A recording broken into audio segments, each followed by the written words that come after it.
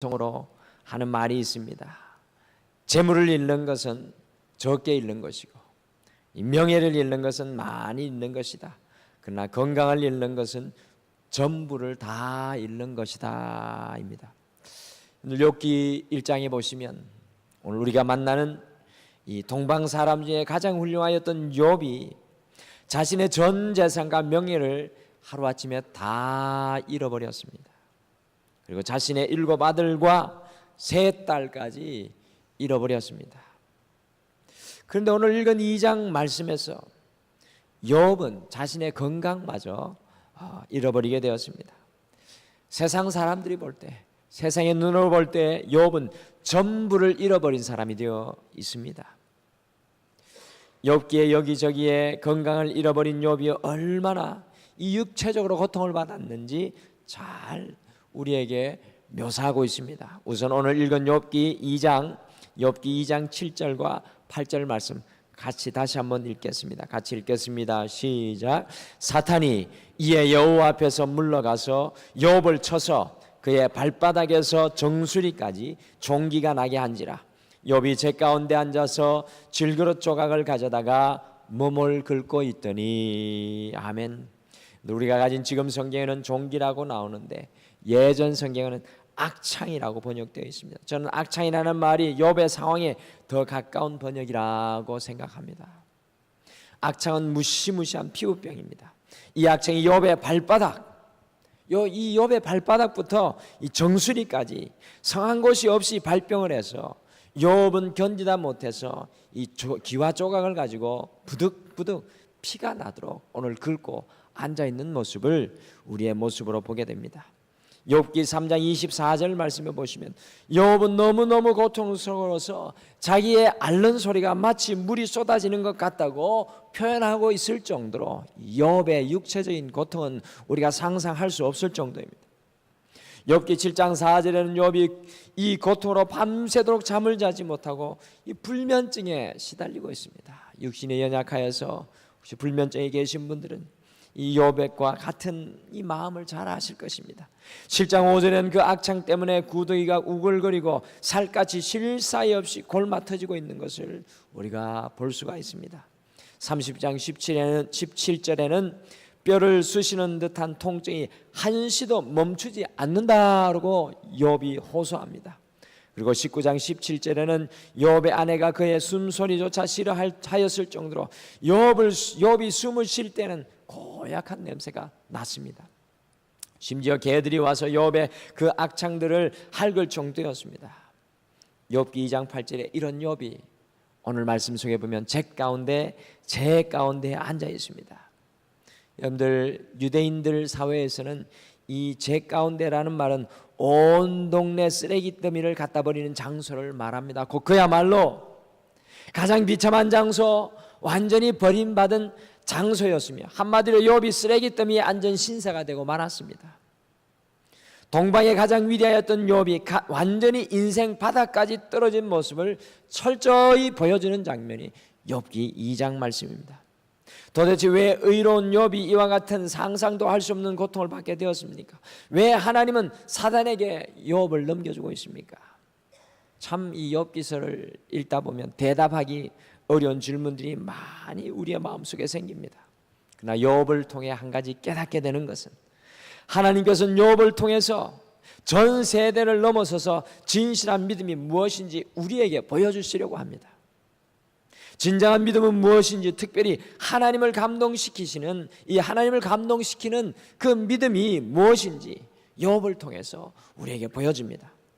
오늘 건강까지 잃으며 모든 것을 다 잃어버린 욥의 모습 속에 우리는 인간에게 발견하지 못하는 초인적인 믿음을 발견합니다. 저는 욥을 떠올리면 이 초인적인 믿음의 사람을 발견합니다. 그래서 오늘 이 아침에는 하나님을 감동시키는 믿음, 이 초인적인 믿음의 사람 욥을 우리가 한번 생각하면서 한 주를 마감하면서 욥의 초인적인 믿음, 하나님을 감동시키는 믿음을 오늘 이 아침에 함께 생각하고 우리의 기도에 또 우리의 삶에 욥의 믿음을 함께 적용하시도록 하겠습니다. 첫째, 하나님을 감동시키는 이 초인적인 욥의 믿음은 이 조건이 없는 믿음입니다. 이 욥의 믿음은 조건이 없는 믿음이었습니다. 욥기 2장 3절에 보시면 하나님께서 사단에게 내 종 욥을 보았느냐, 그와 같이 온전하고 정직하여 하나님을 경외하며 악에서 떠난 자가 세상에 없으니 내가 나를 충동하여 욥의 재산과 자녀들까지 치게 하였어도 욥은 여전히 온전함을 지키고 있지 않느냐라고 하나님께서 자랑하셨습니다. 한마디로 하나님께서는 욥의 믿음은 무조건적이다라고 말씀하셨습니다. 이 말을 들은 사단은 4절과 5절에서 이렇게 하나님께 응답하였습니다.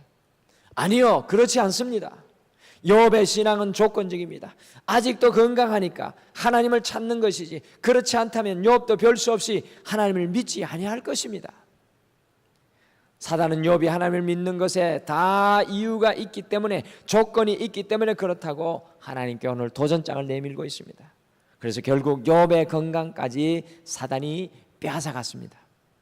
그런데 놀라운 것은요, 모든 것을 다 잃었을지라도, 인생의 저 바닥까지 내려갔을지라도, 그의 인생에 아무것도 남아있지 않을지라도, 하나님을 붙들 아무런 조건이나 이유가 없을지라도 욥은 다음과 같이 고백합니다. 같이 2장 10절 말씀 읽겠습니다. 우리 2장 10절에 이 욥의 말씀, 이 고백이 너무나도 소중합니다. 우리 10절 말씀 같이 읽겠습니다. 시작. 그가 이르되 그대의 말이 한 어리석은 여자의 말 같도다.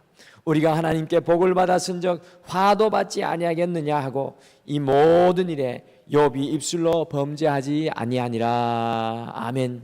욥이 하나님을 저주하고 죽으라는 이 아내의 말에 하나님께 복을 받았은즉 화도 받지 아니하겠느냐라고 고백하였습니다. 우리 자신을 돌아볼 때 우리는 하나님께 복을 조건으로 내걸고 믿으려고 합니다. 하나님께서 이 복을 주시고 저 복을 주시면 하나님을 붙들겠습니다 라고 기도합니다. 그러나 오늘 욥의 고백을 보십시오. 복도 주시는 하나님께서 내게 화를 주실지라도 나는 달게 받겠습니다 라는 것입니다. 욥의 신앙은 축복의 조건을 두고 믿는 믿음이 아니었습니다. 욥은 아무런 조건 없이 나의 인생의 주인 되신 그 하나님을 바라보는 것입니다. 하나님을 감동시키는 믿음이 바로 이것입니다. 조건을 초월하는 믿음입니다.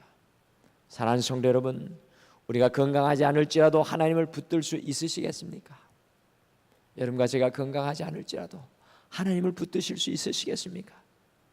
우리가 사업과 직장과 가정 속에서도 이 형통하지 않을지라도 하나님을 붙드실 수 있겠습니까? 우리의 자녀들이 우리를 찌르는 가시가 되어도 하나님을 붙드실 수 있겠습니까? 조건을 초월하는 믿음으로 주님께 나아갈 때 하나님께서는 더 깊이 감동하십니다. 여러분, 하박국 선지자의 무화과 나무에 열매가 없을지라도, 우리의 양과 소가 없을지라도, 밭에 소출이 없을지라도 나는 오로지 여호와 하나님을 인하여 기뻐합니다라는 고백이 조건 없는 믿음의 고백일 것입니다. 사랑하는 성도 여러분, 우리가 이 한 주를 마감하면서 하나님 앞에 조건을 내걸고 내기하는 믿음에서, 비록 나의 건강이 연약할지라도, 나의 사업과 직장이 어려울지라도, 자녀들의 어려움 앞에서도 살아계신 주님을 사랑하고 붙듭니다라는 고백하는 오늘 이 아침에 이 기도의 시간이 되기를 소원합니다. 오늘 이 아침에는 우리의 조건을 넘어서서 온전한 믿음으로 주님을 붙잡고 살아갈 수 있도록 하나님께 간구하시겠습니다. 둘째, 하나님을 감동시키는 욥의 믿음은 이 현실주의적인 믿음이 아니었습니다. 하나님을 감동시키는 욥의 믿음은 현실주의적인 믿음이 아니었습니다. 오늘 말씀 속에서 욥의 상황을 더욱 어렵게 하는 한 사람이 나오는데 그 사람 바로 욥의 아내입니다. 아마 제 생각에는 욥에게 건강도 잃고 재산도 잃고 자녀도 다 잃었지만 격려하는 아내가 욥에게 있었다면 얼마나 큰 힘이 되었을까요? 그런데 욥의 아내 보시면 욥의 그 마지막 희망까지 깨뜨립니다. 기독교 역사 속에서 욥의 아내는 많은 비난의 대상이 되어 왔습니다. 그래서 어거스틴은 이 여인을 놓고 사단의 시녀라고 하였고요, 칼빈은 사단의 도구라고 하였으며 어떤 사람은 제2의 하와까지라고 이야기할 정도였습니다. 저는 욥의 아내를 그와 같이 비하고 싶지는 않습니다. 왜 그런가 하니 욥의 아내도 욥이 형통하였을 때는 누구보다도 더욱 믿음이 좋은 사람이었을 것이기 때문입니다. 누구든지 욥과 같이 고난을 당하고 특별히 자신이 낳은 10명의 자녀들이 한순간에 다 죽었을 때 과연 누가 욥의 아내와 같이 말하지 않을 수 있단 말입니까? 이 상황 속에서 욥의 아내가 욥에게 하였던 말을 현대어 성경이 아주 실감나게 표현하고 있습니다. 그래 이 지경이 되었는데도 아직도 믿음을 지키고 있단 말이에요. 참 속 터지는 양반 다 보겠네.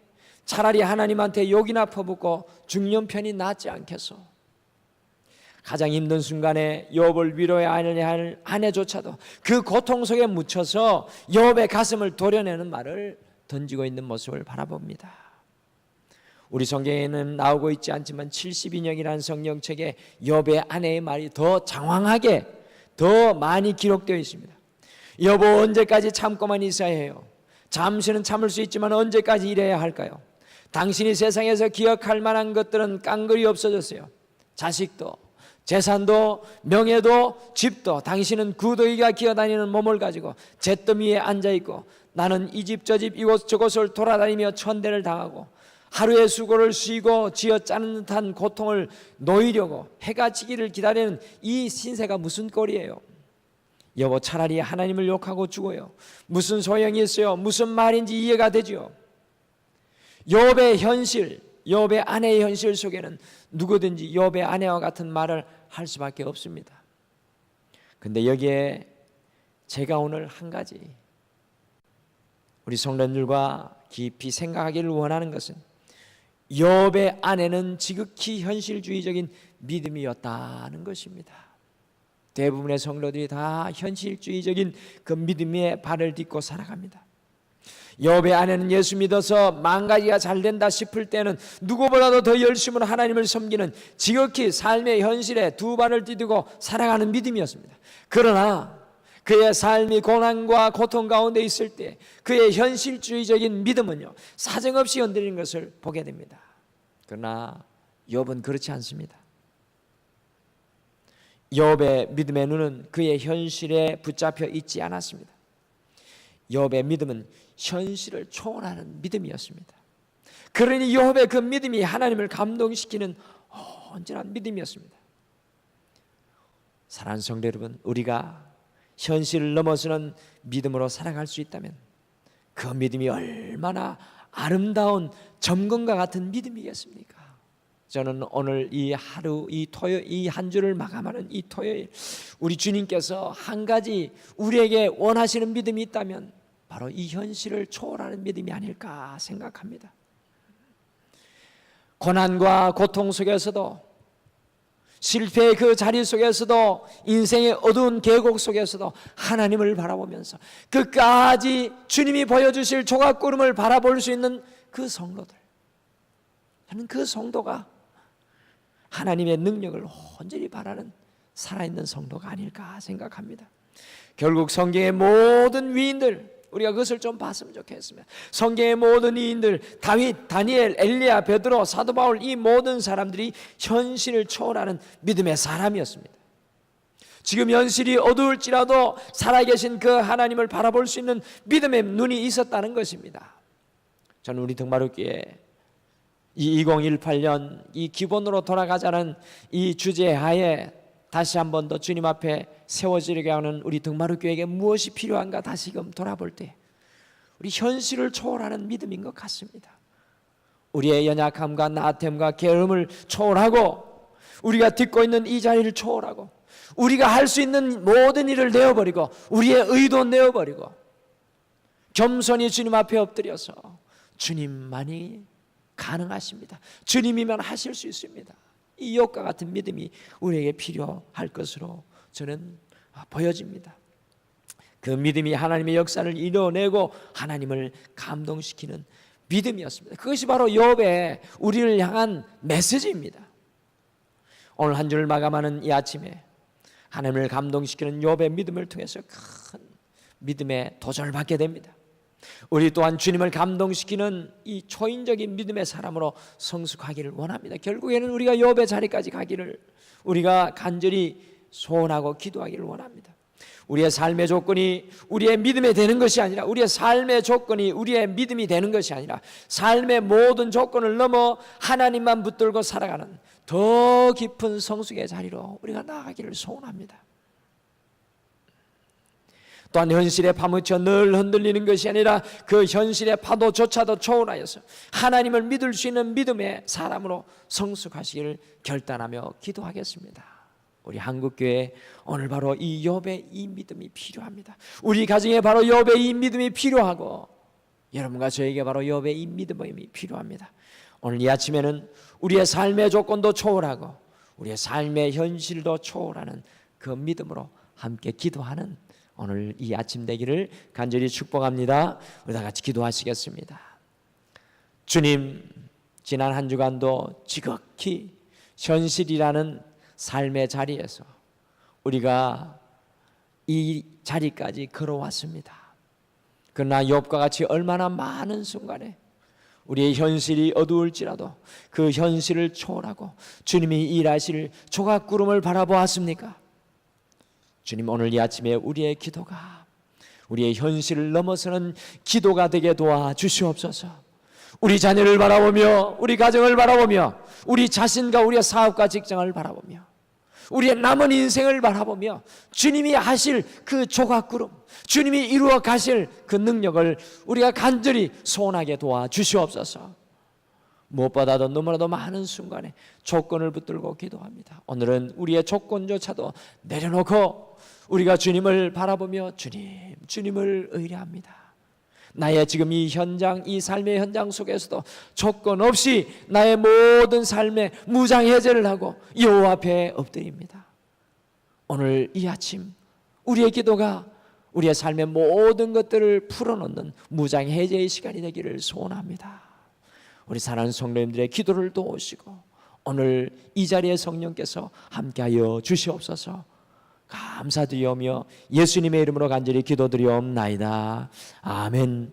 하늘에 계신 우리 아버지여, 이름이 거룩히 여김을 받으시오며 나라가 임하옵시오며 뜻이 하늘에서 이루어진 것 같이 땅에서도 이루어지이다.